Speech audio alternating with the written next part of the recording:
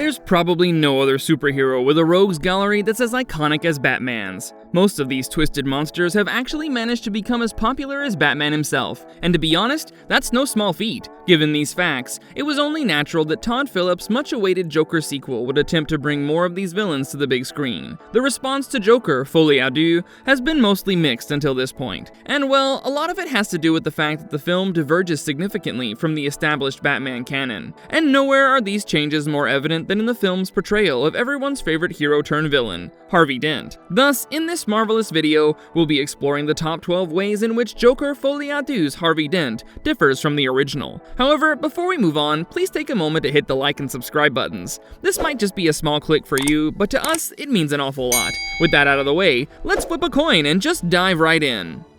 Harvey Dent's Disfigurement. Ever since Harvey Dent first appeared in the pages of Detective Comics number 66 back in August 1942, he has always been depicted with a gnarly, disfigured face. However, in Folie à Deux, we were introduced to Harry Lottie's Harvey Dent, who's basically a normal prosecutor in all regards. That wasn't strange, as we all just figured that he would be gaining his characteristic scars somewhere throughout the movie. However, when the disfigurement finally took place, we were all a bit surprised and underwhelmed. In the comics, it's an attack by the mob that causes Dent's disfigurement. Salvatore attacks Dent with a vial of acid while he's being tried in court, leaving Harvey with gruesome injuries. However, in the Folie à Deux version of things, Harvey suffers his injuries at the Joker's trial, when some of his followers set off a car bomb outside the court premises. This encapsulates the amount of chaos and violence the Joker's presence has incited in the city, proving that even the ones at the very top of the food chain aren't safe from Gotham's madness. Despite this, it does seem a bit anticlimactic for Harvey's character, but I guess we can only wait and see what kind of change this new catalyst inspires.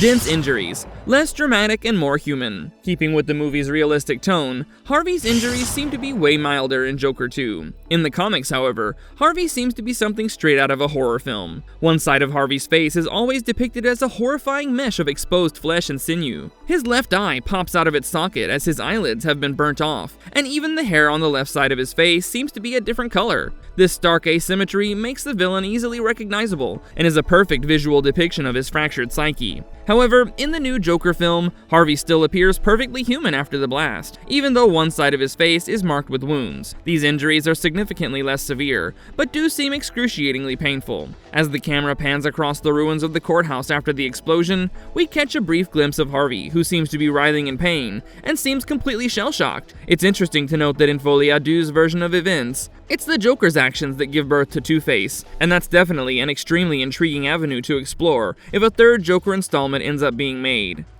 Age disparity between Dent and Bruce Wayne. The first Joker film made a significant change to the Batman canon by depicting Bruce Wayne as a child. In a very memorable scene, Arthur Fleck goes to the Wayne mansion and encounters the young Bruce, who's clearly in his teenage years. Since the first film takes place just 2 years after the sequel, Bruce is still guaranteed to be fairly young, even though he doesn't really make an appearance in the film. And since Harvey Dent is already a DA at the beginning of Folie à Deux, it stands to reason that there's a considerable age gap between Bruce and Harvey. This kind of goes against how Batman and Dent's relationship is portrayed in the comics, as the two shared a special camaraderie. They often worked together and even seemed to get along, at least before Harvey's transformation. Again, it would be interesting to see how this increased age gap would affect the dynamic between Batman and Two-Face, but that's a question that can't be answered until we get a sequel, or at least a spin-off.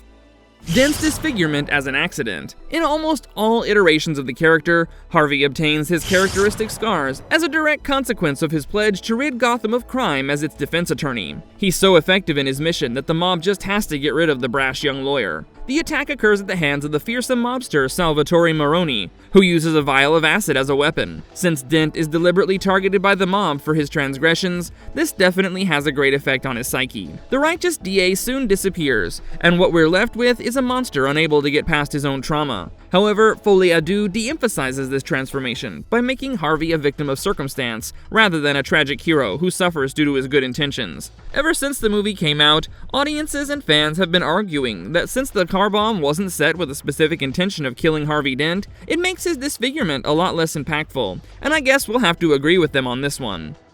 No alliance with Batman or Commissioner Gordon. Since most of Folie à Deux unfolds from Arthur Fleck's fairly unreliable perspective, we don't really get to see much of the GCPD or the Bat family. Due to this, we don't actually get to see Harvey interact with all the different legal and law enforcement departments in Gotham. However, Harvey's relationships with fellow do-gooders Commissioner Gordon and Batman are the most affected. In traditional lore, the trio has incredible chemistry and often assist each other in their quest to stop crime. This change makes Gotham seem more like a city in disarray, where all the mechanisms of justice are incredibly broken, leaving Harvey alone to face off against Gotham's criminals. This deviation from the lore also means that the film fails to explore Harvey's personality completely, which is definitely detrimental to the storyline.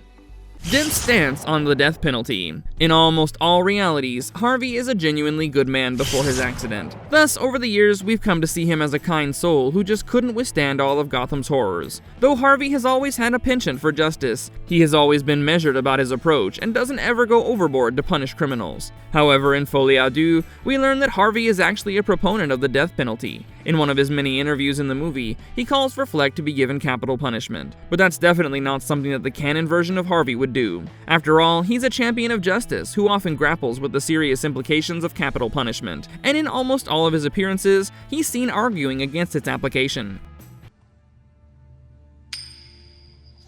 The missing coin. Though this might seem like a tiny detail, it's something that is extremely essential to Harvey's character. I mean, what would Batman be without his batarangs? Not only is the coin a perfect symbol of his duality, but it also serves a pretty realistic purpose. Ever since his early appearances, Harvey has always carried the coin that helps him make difficult decisions. Apparently, he used the same coin to make decisions as a child, which makes this a habit he's had almost his whole life. Even after his transformation into the evil Two-Face, he carries the coin and uses it to decide whether or not to kill his victims. Due to this, the coin has become one of Harvey's most iconic accessories, so fans were quick to notice when it didn't make an appearance in the movie.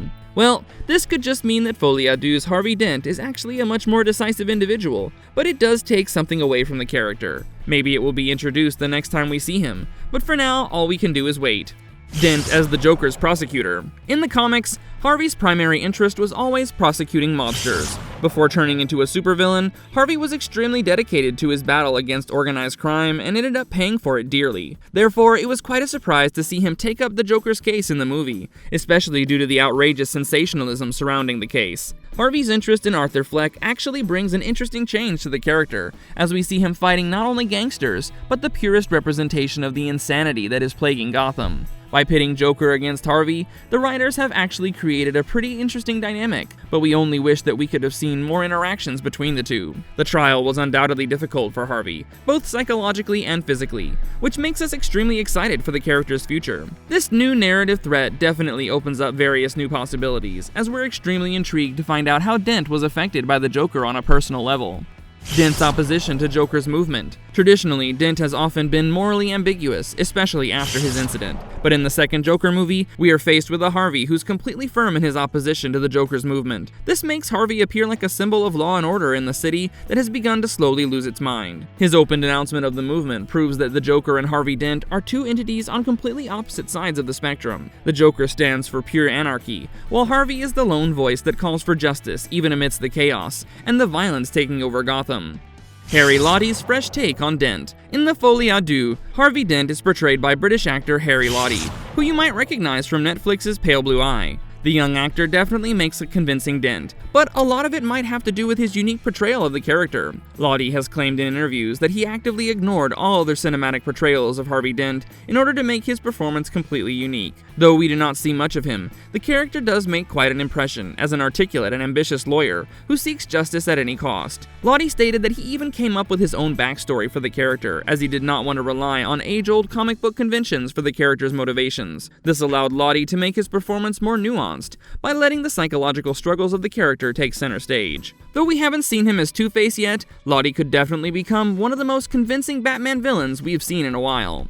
Harvey Dent's shift from hero to isolated figure. Since the story of Folie à Deux mostly focuses on Joker and Harley's relationship, Harvey's character is often sidelined for large chunks of the film's runtime. Due to this, we never really get to see Harvey's heroic side, which is definitely detrimental to the overall experience of the film. This isolates him from the rest of the ensemble, which makes it very difficult for his character to be explored to its fullest potential. As we do not get to spend enough time with Harvey as the hero, we don't actually feel anything when he inevitably turns into the villain after being disfigured. The creators could definitely invest some more time with the character the next time they put him on screen, as Harvey Dent's transformation is undoubtedly one of the most heart-wrenching arcs in all of comic book history.